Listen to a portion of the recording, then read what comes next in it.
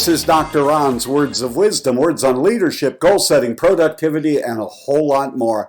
I trust today that this will be like a vitamin or a supplement for your mind and heart. And wherever you receive podcasts from, please subscribe to Dr. Ron's Words of Wisdom. And if you could please leave a rating and even a brief written review, it will enable other excellent people just like you to be able to locate this podcast. Please help spread the word around.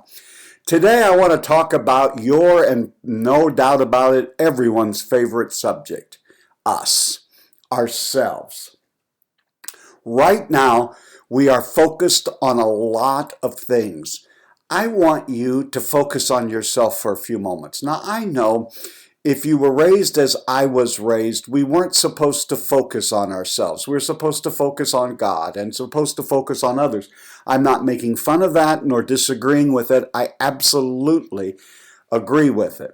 But oftentimes I get into meetings in which people will begin to describe the problems they're facing, and almost always it's someone outside's fault. It's the employees, it's the employer, it's the owner, it's the government, it's the education, it's the church, it's society, it's culture. And I just want to deposit in your thinking for today, you really can't change many of those things, people, groups, or cultures. But there is one place where you can really make unbelievable changes and differences, and that is the person you see reflecting back in the mirror. Unfortunately, I have noticed that a lot of people have a lot of difficulty apologizing and owning things. And as a leader, not only do you need to have a correct appraisal of everything that's going on, your business, your family, your company, your group, whatever it is you're responsible for, yes, you do need to look at it and look at it with an eye of how can this be better.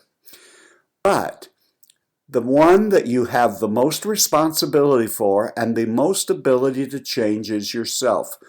Take a good, long look in the mirror, and the person who reflects back is the person you have nearly sole responsibility for making a difference. Here's what I hear. Somebody does something wrong. They, out of anger, out of just lack of information, or getting caught up in the emotion of the moment, say something outrageous, say something that grieves someone's heart, puts someone down, insults someone, takes an action that is wholly inappropriate. And then when they kind of come around to that, oftentimes they will get to the point where you can try to coach them and say, you know, you probably need to ask for forgiveness. Or at times I have said to people in leadership positions, if you're the leader and something has happened on your watch and in your organization, even though you may not have been the one who wrote the note, made the phone call, sent out the memo, led the meeting, it still happened on your watch, and you have to take responsibility, even if you weren't the immediate trigger. This is very difficult for a whole segment of the society. But not only is that hard, I am discovering it's not much of a leap from not being able to take responsibility for my family and my organization to the point of saying, I don't think I'm responsible. For instance, someone quoted me one time who said, Dr. Ron said I should apologize to help diffuse the situation, even if it isn't my fault. Now, the problem with that is I was coaching a person, and you ought not quote coaching situations. It's really a private. I'm telling you how to navigate the water. Then, if you say, I should apologize even if I'm not wrong, is a hook to let you off the hook. What you're saying is, it really isn't my fault. I really didn't do much to contribute to this, but to have peace in the organization and to move forward, I will actually acknowledge that I did something wrong, but I'm not really very sincere or believe it. Here's what most apologies sound like to me today, and how you as a leader and I as a leader need to correct that. Here's what most apologies sound like. Now, I'm giving an interpretation. People don't actually say it this blatantly, but it's what their body language, it's what their choice of words, and more importantly, it's what their attitude signify. Here it goes. Let's say you and I got into a big disagreement yesterday, and I said some things that were wholly inappropriate. They were not sensitive to you. I spoke harshly. I got caught up in the emotion of it. Upon further reflection, when I go home, I realize that I blew it. I call you and ask if I can meet with you tomorrow so that I can offer and extend an apology. I have something that I want to say to you. So here's how the apology then usually goes down with a lot of people. I meet and we're just going to make up a name and call the person John. And I'll say, John, I am so sorry that I became angry yesterday. I am so sorry that I really acted inappropriately. I was wrong. I was insensitive, and I ask you to forgive me. But John, you really know if you weren't such an idiot, I probably wouldn't have had to reacted like I do. It's unbelievable to me, but I hear this, maybe not as blatantly as I just described it, but that certainly is the attitude that seems to permeate it. Listen to me. If you need to take ownership of something, if you need to take responsibility of something, don't blame it on your parents. Don't blame it on your school teacher. Don't blame it on your heritage. Don't blame it on your upbringing. Don't blame it on the fact that you didn't have a good night's sleep the night before, or that you're really going through a lot of stressors. All of those things may in fact impact and be somewhat true. The fact of it is, you and I will never change our behavior, will never restore broken relationships and move things along until we say, it's not my brother, it's not my sister, but it's me. I was wrong. Please forgive me. I ask your forgiveness. And put a period at the end of the sentence. And what I believe you will discover is that oftentimes those relationships are not only restored, they are strengthened. As I said this morning when I began recording this podcast, is I want to talk to you about you. And here are some things that I think you and I really need to consider if we're going to lead effectively ourselves, our families, our organizations, at the workplace, in the neighborhood. I think you have to worry about being authentic.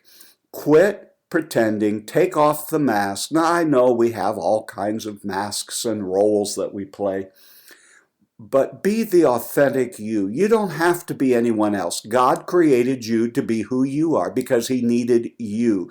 And you have all available to you to help you be the best you that you can be. Everyone knows authenticity when they see it. It's almost as if we have a sense of when we can sense and smell whether someone is genuinely being authentic. And if you want to take charge of yourself and your circumstance in your life, start by being the best and most authentic person you can be. Quit worrying about changing the world. You'll never be able to change the world until you have learned how to change yourself. Another one that you're really going to have to do and think about as I have us focus for a few moments on ourselves is you and I need to learn to be flexible. Now, I have routines, I have habits, I have tried and true for me ways and methodologies that I operate by. But not every day is perfect. Not every day goes exactly as I plan. And there have been times when, because of circumstances and the situation I'm involved to at the moment, I am not able to do what I wanted to do in the manner and way that I wanted to do it. Therefore, I have to learn and I have to begin to say, how can I be flexible? Learn to be flexible. The other item would be, don't compare yourself to someone else. Oftentimes that person has, as you would know, a different set of circumstance, a different set of talents and gifting. perhaps a whole different avenue of experiences, life experiences, and otherwise. You were not created to be someone else. You were created to be you. So the goal would be to be the best you that you can be, and don't labor under this horrible, horrible thing called comparison. You are not going to be measured by anyone else. You're going to be measured by the standard of what you can do. With that being said, though, you and I still have to strive to become better, to become more equipped, to become more effective. We have to continually upgrade our skills. Don't use whatever is happening in your life as an excuse to continue displaying bad behavior and bad habits. Right now, it's not just that things around us are changing. Perhaps they are changing because you need to change. I understand that change is not just difficult, it's flat out hard. We all acknowledge that, but it's important. There are some things that just absolutely have to be changed. And before you ask others to change, your spouse, your significant other, your family to change, your employer, your employees, the neighbors to change, why don't you model how that is done and what that looks like by making significant changes in your own life? And one of the best ways you can do that, my friend, my leadership friend today, is stop doing something you know you shouldn't be doing. If there's a bad habit, you can't just stop it cold turkey. Seek to develop good habits. I have recommended often Atomic Habits by James Clear. Charles Duhigg talked about habits and habit stacking, and S.J. Scott. There are just a plethora and a myriad of books out there, as well as blogs, podcasts, and articles that will help you get a grip in this area. Here's what I've learned. You can listen to this podcast, and if you're not ready to change, there's no amount of information that I can give you today that will cause you to say, you know what, I'm going to change. But here's what I know. If you're already thinking about it and you already are aware that there are some things that need to be changed in your life, it could be something like an attitude, it could be a spirit that you have, it could be habits, it could be behaviors, it could be anything. That's not the point. But what I've come to understand is, just as someone else can't really motivate you, it has to come from within you. No one can really change you. You have to desire to want to change. And here's what I absolutely, totally believe is going to happen. There is someone listening to this podcast today that knows and have been convicted lately that there are areas in your life that you absolutely must change. There are some things, if you're going to be the better wife, the better husband, the better daughter, the better son, the better employer, the better employee, the better friend, that you have been convicted and convinced that there are some changes that need to take place in your life. You've been kind of thinking about that. And then what may seem to be wholly unrelated and a sort of a random act is you're listening to this episode of this podcast. And I'm saying to you, you are the one who has to lead the charge for change. You can't change others. You can only change yourself. And all of a sudden, that's beginning to reinforce other things that you've been hearing, you've been thinking, and as I mentioned earlier, you've been convicted on. And this may be the impetus, this podcast may be the impetus that pushes you forward to say, I've talked about it, but I have to do it.